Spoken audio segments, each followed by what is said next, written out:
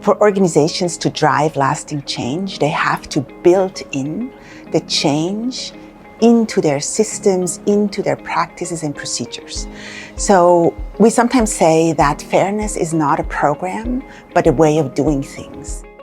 One of the reasons I think this conference is so critical is because it's at this really specific intersection between academia and the real world. Because the convergence between academia, government, and institutions has never been more important. We brought together practitioners and academics to talk about what works, what doesn't work, what is adopted, what turns into new social norms.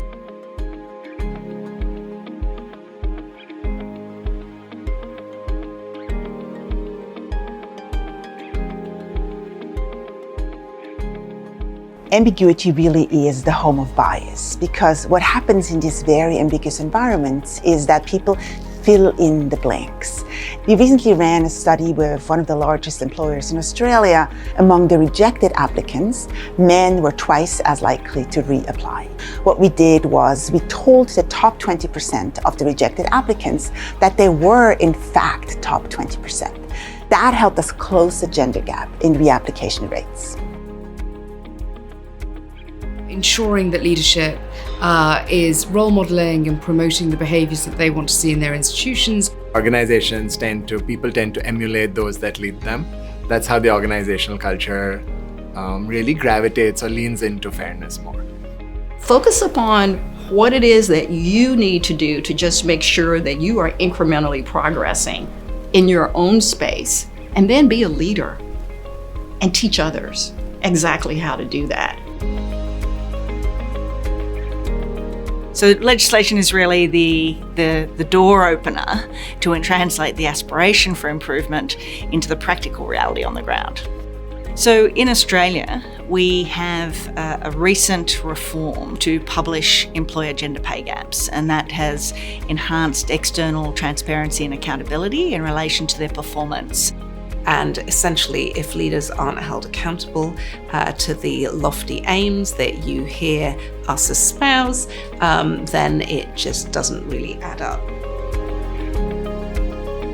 If we rely on our own individual judgment, we have so many different biases and heuristics that it's likely we will make errors even when we have the best of intentions. It's easy for algorithms to simply codify bias, but if we build algorithms well and we test them well, we can actually ensure we have systems that are truly objective. Other ways to do this, though, are to create checklists, make sure that our interview procedures are really rigorous and consistent across candidates, and that we have criteria we commit to in advance. Set up the structure so that the type of decision-making or interaction that makes a workplace fair is also the easiest thing to do. Removing bias from a system will never be illegal. So even in a world where racially conscious targeted programs are illegal, removing bias from a system will never be illegal, and is often politically popular and it works.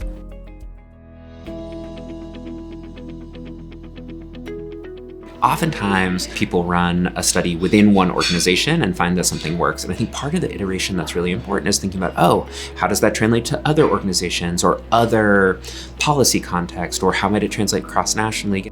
In an ideal world, organizations build in feedback loops where they're testing, learning, adapting, and adopting what works over time. Constantly iterate using A/B tests or other techniques that are really the gold standard of evaluation, but are easy to integrate into day-to-day practice. And that's really where we see progress over time. Here at Harvard Kennedy School, we've been actually passionate to share information and make it accessible to the world for more than a dozen years. We built the Gender Action Portal a while back. And so that's another way, right, to really think about how can I translate the research, which is not always written in a way that is accessible or useful to leaders in practice. We realized that everyone who was a DEI practitioner in India was trying to reinvent the wheel every time. So we've built a DEI database with more than 1,000 resources that anyone can use.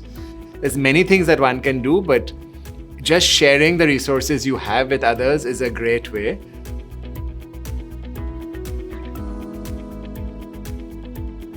When when I talk about ideal worker norms, what I'm talking about are things like organizational demands for high levels of commitment. These ideal worker norms have disproportionate negative consequences for women. And so one of the things that I think is really important is thinking about, as researchers, how we can first document those types of norms within workplaces, and then work with folks within the organization to think about ways to shift those normative structures. A lot of what we've discovered through this evidence-based movement is how you can affect change despite societal norms being what they are, despite historical and institutional discrimination. Now we're at a point where we've seen how much progress we can make with light touch nudges or changing systems. Sometimes that's good enough, and sometimes we have to go back to the drawing board and say, how do we actually affect the fundamental narratives that people have in society about what a successful person looks like, what fairness looks like. It's very easy to be doing good when the laws favor you. But for us, even when being LGBTQ was criminalized in India, we had same-sex partnership benefits. So I think it's very important to walk the talk and to show not just your own employees, but the world at large what you stand for. And I think it also liberates others to do the same, because when they see you acting decently, being good, showing up for what is right, it gives them the confidence to do the same. I think we can really learn from history. This is a country that's had slavery and Jim Crow. This is a country that's had coverture and the institutionalization of Native Americans and people with disabilities. I could go on and on and on. The hopeful thing is, although in each instance it took us way too long, we ultimately chose the path of inclusion and equity. The fact that we're even coming together over these couple of days is really important, with a broad range of perspectives and experiences.